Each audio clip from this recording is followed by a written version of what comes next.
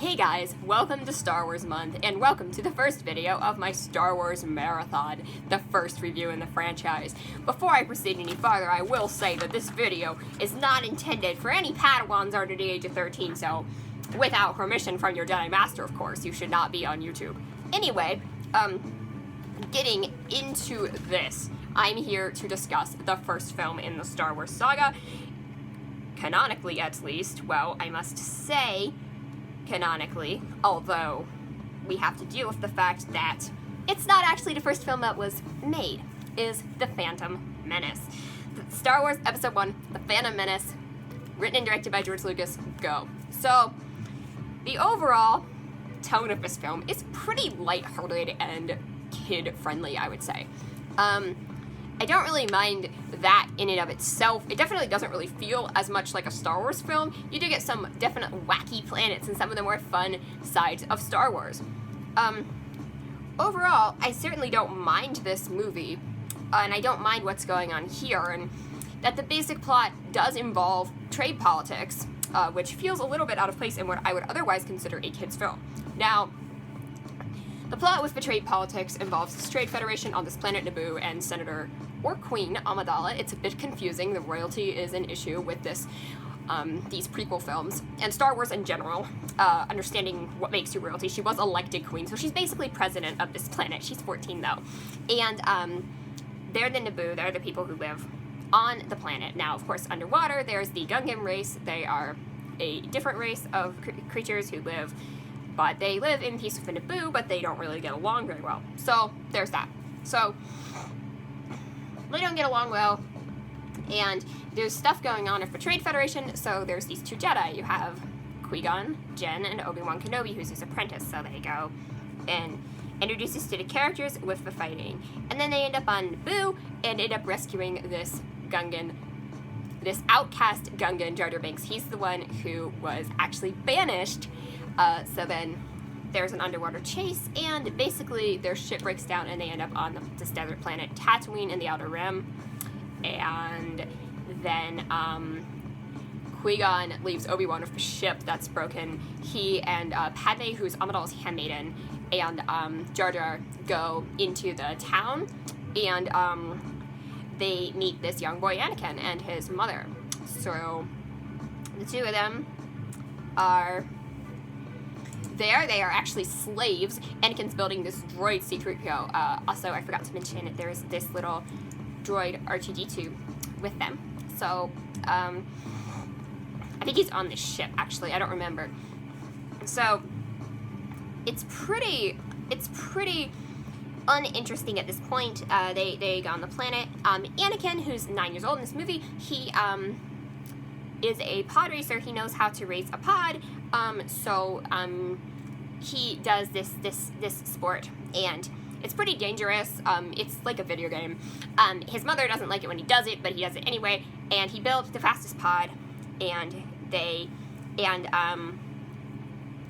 Qui-Gon senses some natural force ability in this boy. He senses some natural force ability, so he says, so he wants to train him, but he decides to, and he also needs money to fix his ship, so they wager Anakin's pod to get money to fix the ship, and that's the idea.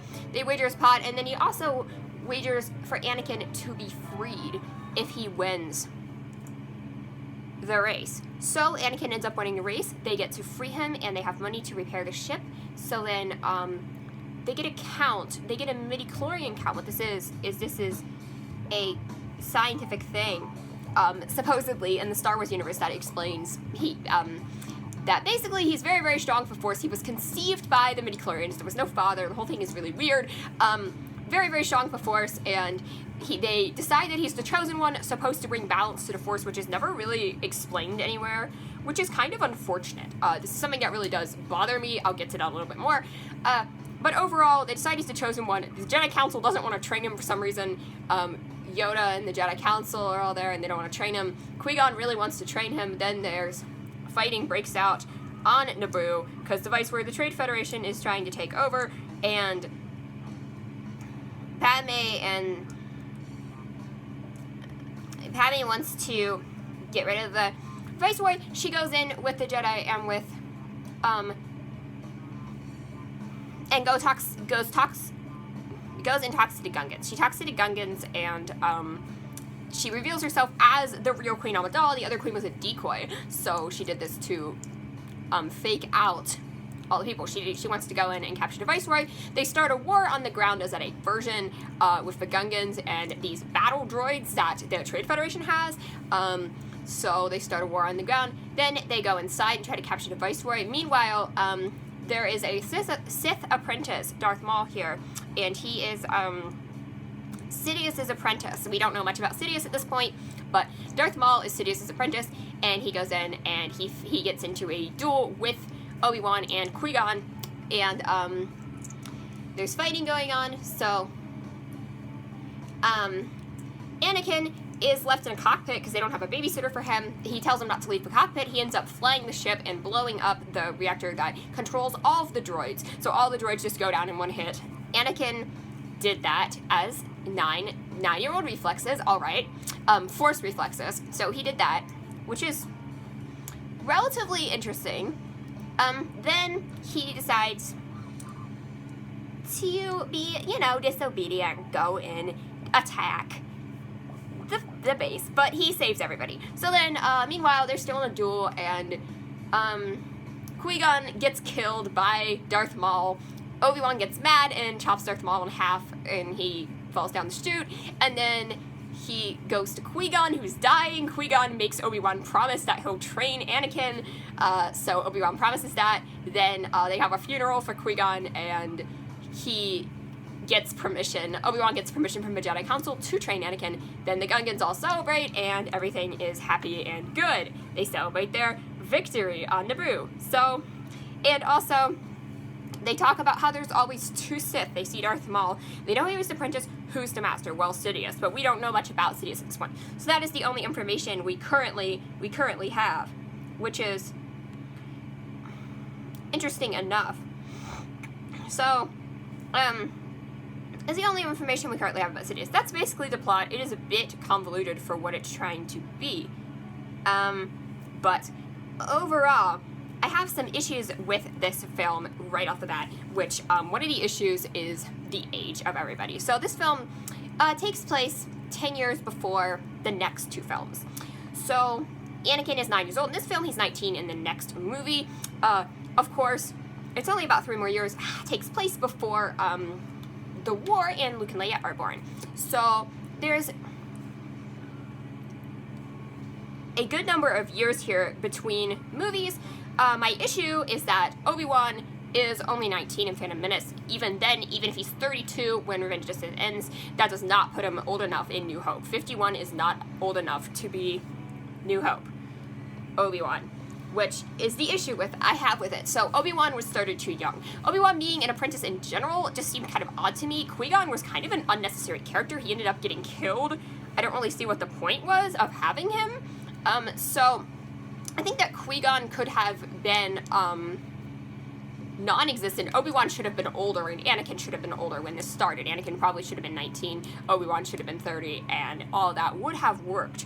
But for some reason, they spent an entire movie establishing things that are just not that interesting. And they spent an entire 2-hour movie establishing that Anakin and Obi-Wan met, that Obi-Wan trains Anakin, and that Darth Sidious exists. Really, that's all they needed to establish. And Padme and the droids, I guess. But otherwise, that is all they needed to establish. That could have been done in a 5-minute synopsis if they wanted to show a young child Anakin meeting Obi-Wan, or have Obi-Wan have a master. They could have done that in a 5-minute synopsis, but they decided to make this an entire movie. This is by far the least important film to the Star Wars canon. And yes, I'm including spin-offs in that. I'm including Rogue One. But yeah, this is the least important film in the Star Wars canon. And I have nothing else to say about it other than it's just sad how unimportant this film is. And it's also very boring. Now, tell you about some of the great stuff here going on. Visually, this film looks really good for 1999, which is when it was released. There are some issues with some of the CGI compared to now. Obviously, it's not as good. Some of the CGI I found to be a little bit uncanny valley, especially with Jar Jar in the Gungans, just having him walking next to. Some of his movements just feel a little bit weird to me. Again, it was probably cutting edge at the time, but now it just feels a little bit dated. But overall, the effects looked really good. The environments and stuff, they had, you know, good environments. A lot of it was CGI. One of the parts on Naboo when they were fighting, that was all done with CGI. But overall, it wasn't so bad. So it did look very good. It was colorful. It was pleasant to look at. Of course, the music was fantastic. John Williams always delivers a great score. I don't remember the scores as much for 2 and 3. I didn't listen to those as much, but I remember listening to this soundtrack a lot, actually, when I was still in my Star Wars soundtrack phase, and I do really enjoy it. Obviously, the standout track here is the Duel of the Fates theme, probably one of the best themes in Star Wars. Even people who don't like this movie will say that that is the best theme, and will still include Duel of the Fates in their Star Wars theme montage, or if they're, you know, making a Star Wars medley, they'll usually include that theme.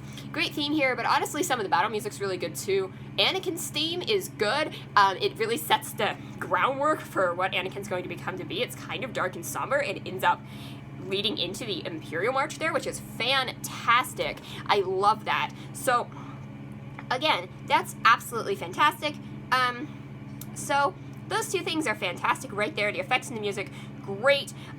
The acting and the script, on the other hand, are honestly both serviceable. Nothing really bad going on here. Obviously, Liam Neeson does a great job as Qui-Gon, even though he's kind of an unnecessary character. I do like him as a character. I do like his character. He just kind of doesn't need to be there. Obi-Wan is obviously great. Ewan McGregor does a great young Obi-Wan, although I do think he really came into his own in the next movie, which I will get to. But I actually really enjoyed Liam Neeson and Ewan McGregor's acting in this movie. In terms of other characters, it wasn't really all that whatever. Anakin was young, Padme was young. They didn't really have much chemistry at this point. She's 14 and he's 9. They were both fine for their age, nothing really spectacular. I did kind of like Padme's character. She was pretty feisty.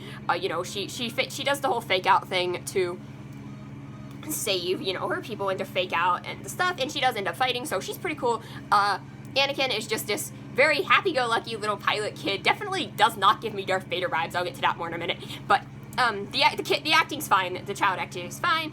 Jar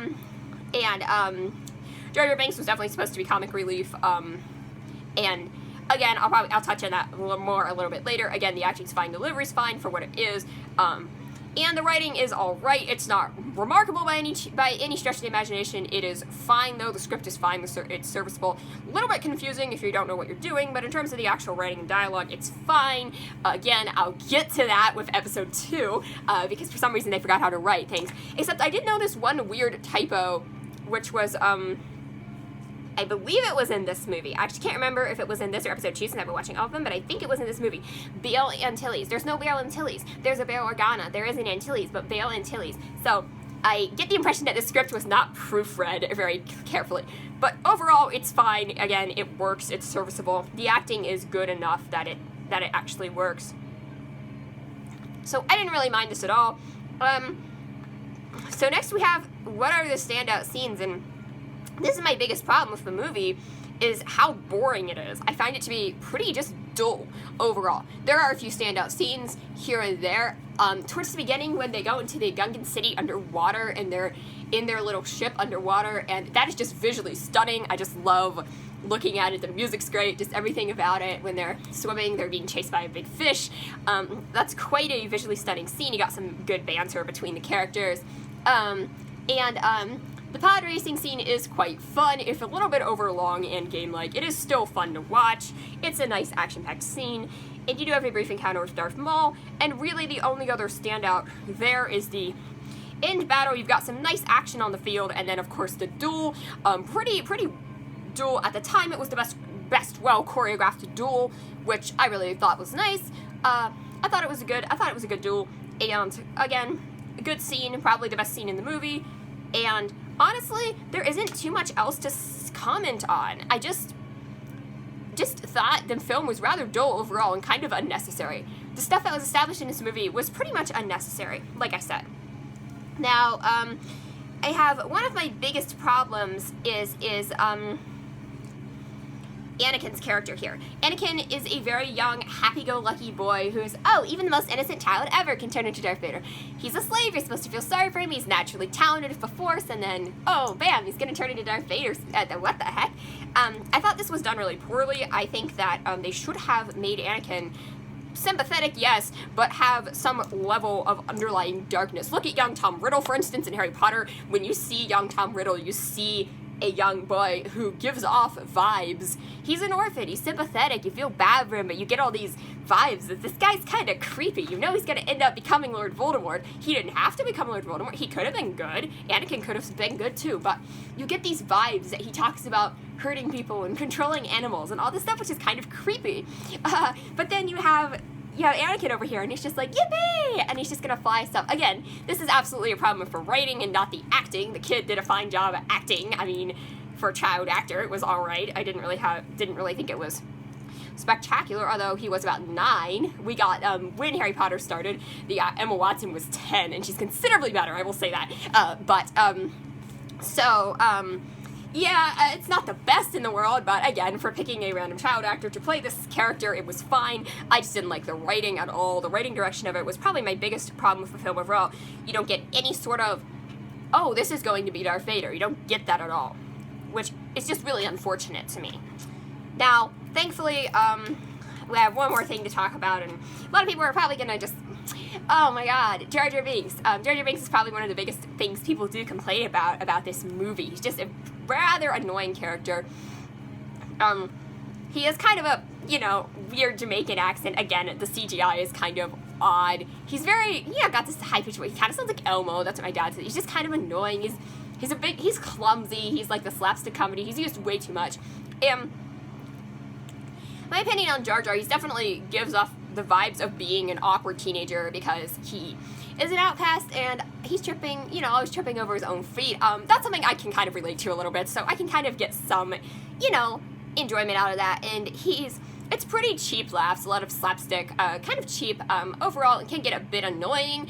Honestly, I didn't really mind him all that much. In fact, I did think it provided some form of entertainment.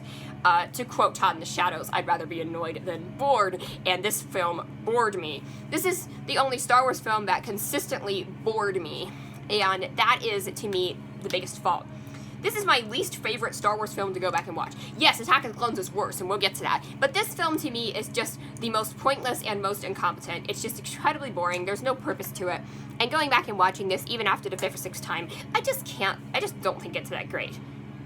It's not terrible, and you can definitely watch it, but honestly, if you started with Attack of the Clones, you probably wouldn't be missing much. So, if you really don't want to watch this movie, you don't have to. So, anyway, yeah, you really wouldn't be missing much if you started with Attack of the Clones, which, as clumsy as it is, and I will get to that in my next review, it still works. It still provides something for the overarching narrative, which this film really doesn't, for the most part.